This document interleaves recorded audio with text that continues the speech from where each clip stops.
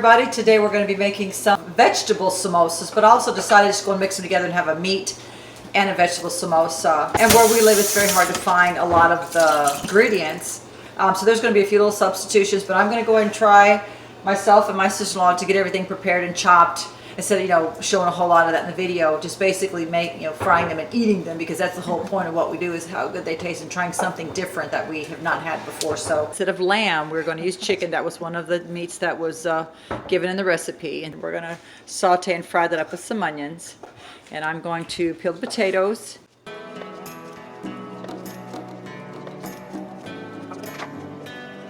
Okay, we've got the chicken sauteing with the onions and just some plain vegetable oil. And just about ready to take it out of the pan. And then she's chopping up some carrots, dicing them so we can get them all nice and pretty inside the wrappers. And then we've got our corn and our peas. You can even see that. Yeah. And I chopped up the potatoes. All right, so I've got the chicken and the onions done. Sauteed, a little bit of salt, keeping it simple. Just one whole onion. And how much chicken? A breast, a couple breasts? Yeah. One regular one smallish. Okay. Maybe a cup and a half cooked chicken, maybe 2 cups. And then we've got all our vegetables. We've got corn and peas and carrots. And then we're cooking the potatoes. And this is a little bit, I'm kind of winging it a little bit because I didn't retain the amount, so I wrote down the ingredients.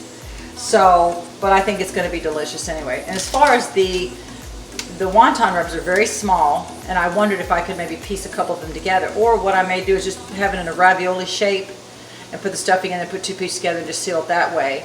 And that way it'll be a pretty good size samosa. So we're trying. Okay, I'm going to add the vegetables into the pan with the potatoes and the onions, and we're just going to save some pans. And I forgot what's on my list over there. Some cumin. Ah, the sound of that is wonderful. Okay.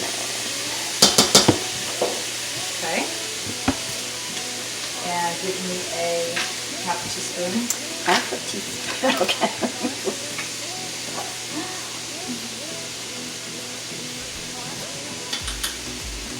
All right, and the turmeric. I'm just trying to remember what was in there. Just a little bit of this, because this stuff can get really hot. So I'm just going to maybe 1/4 of a teaspoon altogether. And some curry. A little crazy prickling of curry. So I'll do a half and another half. I could eat this stuff just with butter. Okay. Ginger. I didn't have any ginger chili paste, so I'm just going to use powdered ginger. About a half a teaspoon. The garam masala, if I'm saying it correctly. Usually goes at the end of the dish because it's a very warming spice. It will get very, very hot. Which I learned the hard way. making, I think I want to say keema aloo. I don't know if that's correct, but beef and potatoes. It was rough. 1.5 teaspoons of garlic powder. It says red chili powder, which I couldn't find, and cilantro. I was going to pull some fresh in my garden, but it's looking kind of puny, so I decided against it. Thank you, ma'am. And then I'm going to lovingly stir all of this together with the potatoes. This is the Mississippi version of samosas. It's smelling good. That smells wonderful. I just salt. So I don't go crazy. Because I have one of those cooking shakers at home. So when you pour the salt, it pours the salt. The lime. I can't even. Yeah, I can't even get it to come out at all. There you go.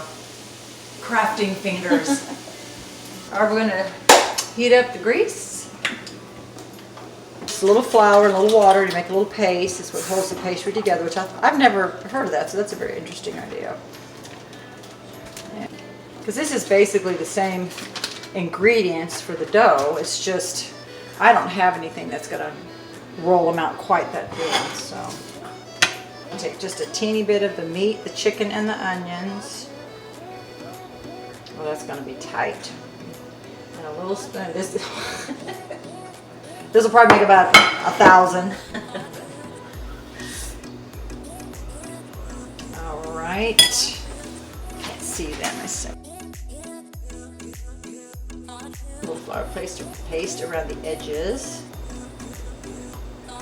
Kind of like paper mache glue. We're crafters, by the way. Yeah. Okay. A little messy. I'm sure I'll figure out how to do it a little better, but this is fine. No. Okay. Gaping. It's a big ravioli.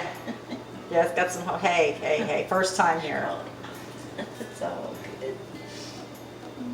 Okay, got the flour paste around the edges. Okay, like a big fat ravioli. I would like to do it like, I think that's gonna work. I'll try to say. I think he's gonna pop open. Okay, well this is not the tradition. I mean, no, it's okay. It's okay though. Looks like a little baby in swaddling clothes. That's fine. That's awful. I don't remember how they did it. I'm just gonna go and make them like raviolis because the wonton wrappers are really tiny, really thin. So we've got my first wrap, which looks terrible, and then the ravioli. Okay. Yeah, that's what we did the last time. Okay. Well, we are going to try these with some Thai sweet chili sauce. They may not need it, but we'll just see. Look, that's sweet, ain't it? I don't know if you can see how delicious and beautiful those look. We made them like ginormous raviolis. You just make do. Yeah. And you make do with what you have. And that's one thing. We don't have a lot of the specialty items, but I got as close as I could. Oops, sorry.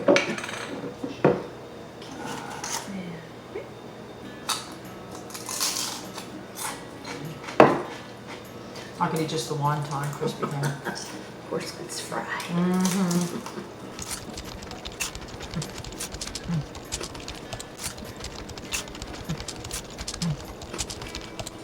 Very delicious. I love them. Very good. I would put more curry on it next time because I love the yellow curry. These are very good.